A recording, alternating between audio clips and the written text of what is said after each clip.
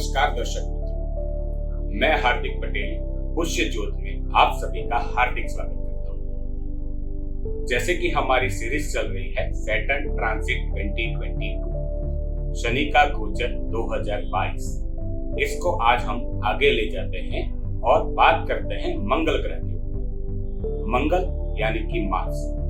अगर आपकी जन्म कुंडली में आपका मंगल 11 नंबर की साइन मतलब कि कुंभ राशि में एक्वेरियस साइन में पड़ा हुआ है, तो इस शनि के गोचर का आपके जीवन में कैसा इफेक्ट देखने को मिलेगा, इसके विषय पर आज हम लोग डिस्कस करेंगे। जैसे कि हमारी प्रैक्टिस रही है कि हम कोई भी ग्रह के ऊपर चर्चा करते हैं तो सबसे पहले इसके कारकत्व को समझ लेते हैं। तो आइए हम लोग जानते हैं मंगल के कारकत्व।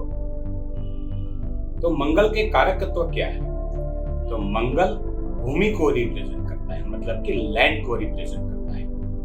साथ में मंगल हमारी ह्यूमन बॉडी को रिप्रेजेंट करता है, क्योंकि हमारी ह्यूमन बॉडी जो है वो हमारी लैंड है, इसलिए इसको मंगल के साथ जुड़ा गया है। साथ में मंगल हमारे शरीर के अंदर जो रक्त है, या तो रक्त कण है, ब्लड, या तो हीमोग्लोबिन जिसे कह सकते हैं, उसको भी रिप्रेजेंट करता है। साथ में मंगल मेल सिबलिंग्स यानी कि हमारे भाई को रिप्रेजेंट करता है। साथ में स्पोर्ट्स पर्सन, फिजिकल एक्टिविटी, हमारी जो काम करने की क्षमता है, जो भी स्पोर्ट्स हम करते हैं, जो भी मेहनत हम करते हैं, उस मेहनत करने की जो हमारी क्षमता है उसको भी हम लोग मंगल से जोड़ते हैं। साथ में मंगल गुस्से मतलब एंगर का भी कारक है, फॉल्स आर्ग्यूमेंट का कारक है, और दूसरा जो हम लोग मंगल से जुड़ सकते हैं वो है इंजीनियरिंग क्षेत्र मतलब तकनीकी क्षेत्र, या तो डिफेंस सर्विसेज, उसको भी हम लोग मंगल से जोड़ सकते हैं।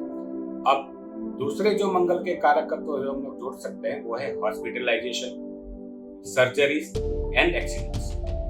तो ये सारे हो गए मंगल के कारकत्व। अब हम लोग इसको कुंडली से समझने की कोशिश करते हैं। तो जैसे कि आप लोग देख पा रहे हैं कि अगर आपकी जन्म कुंडली में आपका मंगल 11 नंबर की साइन मतलब कि एक्वेरियस साइन में पड़ा हुआ है, तो वहां पे इस शनि के गोचर का इफेक्ट आपके जीवन में 100% देखने को मिलेगा। आगे हमने वीडियोस में देखा है, हम लोग त्रिकोण के कंसेप्ट को भी ध्यान में लेते हैं, मतलब त्रिकोण मतलब ट्रायंगल।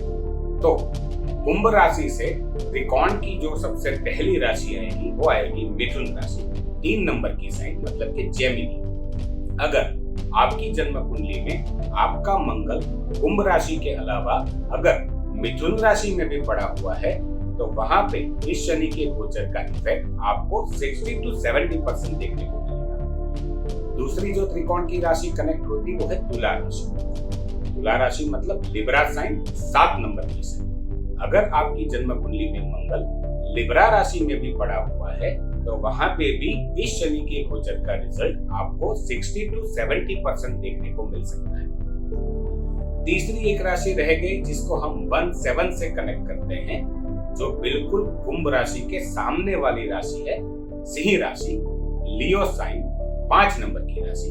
अगर आपकी जन्म कुंडली में आपका मंगल इस राशि में भी पड़ा हुआ है, तो वहां पे भी आपको इस शनि के गोचर का रिजल्ट 80 to 90% देखने को मिलेगा। जैसे हम लोग डिस्कस करते हैं कि हम लोग दोनों पहलू के ऊपर चर्चा करते हैं, पॉजिटिव और नेगेटिव दोनों। तो आइए सबसे पहले हम लोग जान लेते हैं कि ये जो शनि का गोचर है, जो आपकी जन्म कुंडली में बताए गए राशियों के पड़े मंगल के ऊपर होने जा रहा है, तो वो आपको किस फील्ड में या किस फील्ड से जुड़े क्षेत्र के भाई बहनों को ये फायदा दे सकता है और ये कैसा रहेगा। तो जैसे कि हमने बताया है कि जो भी भाई या जो भी मित्र मंगल के जुड़े कार्य क्षेत्र से जुड़े हुए हैं, उनके जीवन में ये जो शनि का गोचर है जो मंगल के ऊपर से होने जा रहा है, वो बहुत ही अच्छा साबित होने वाला है। कौन से फील्ड है?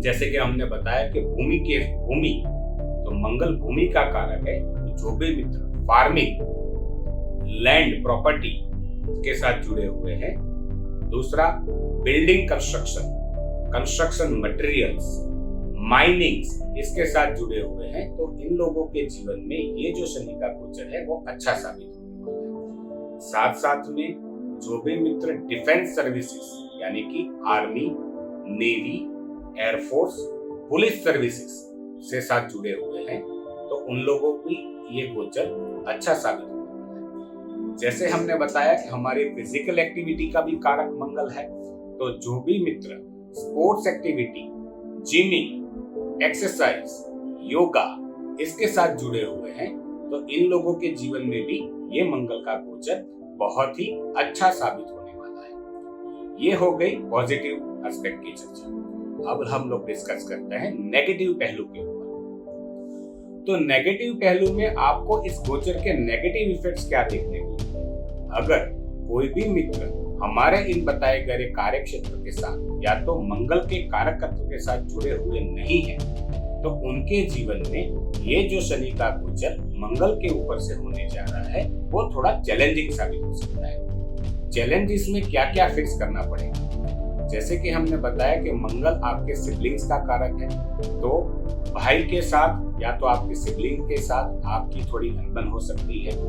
आपको ऑफिस में या तो आप कार्य क्षेत्र में फॉल्स आर्ग्यूमेंट्स या तो कॉन्स्पिरेसी का सामना करना पड़ सकता है।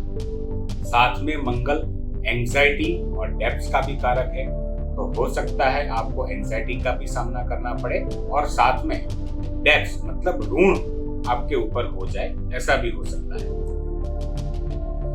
दूसरा हमने बताया कि मंगल एक्सीडेंट्स, सर्जरीज एंड हॉस्पिटलाइजेशन का भी कारक है, तो हो सकता है आपको इन सब चुनौतियों का भी सामना करना पड़े।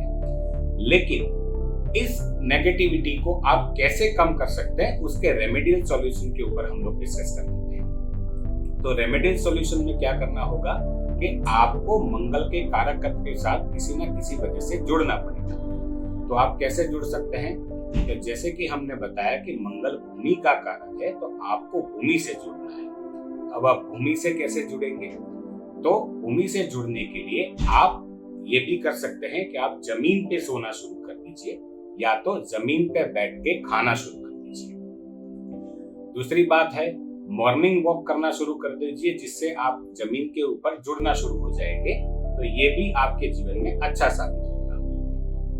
और एक बात है, जैसे हमने बताया कि मंगल फिजिकल एक्टिविटी और स्पोर्ट्स का कारक है, तो आप आपके जीवन में स्पोर्ट्स या तो any kind of physical activities को आपके जीवन का एक भाग बना दीजिए।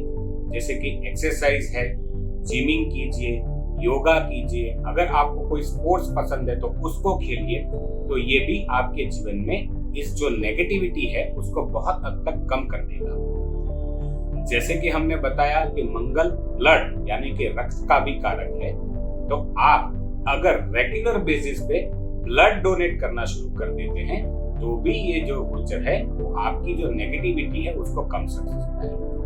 अगर आपकी मेडिकल कंडीशन या तो आपकी बॉडी ब्लड डोनेट करने की सलाह नहीं देती या तो उसके फेवर में नहीं है, तो आप ब्लड डोनेशन कैंप का भी आयोजन कर सकते हैं या तो किसी ना किसी तरह से इस ब्लड डोनेशन कैंप का भाग भी बन सकते हैं। तो ये सारे जो रेमेडियल सॉल्यूशंस हमने बताए उससे शनि का गोचर जो आपकी कुंडली में मंगल के ऊपर होने जा रहा है और उसकी जो नेगेटिविटी है उसको काफी हद तक कम कर देगा।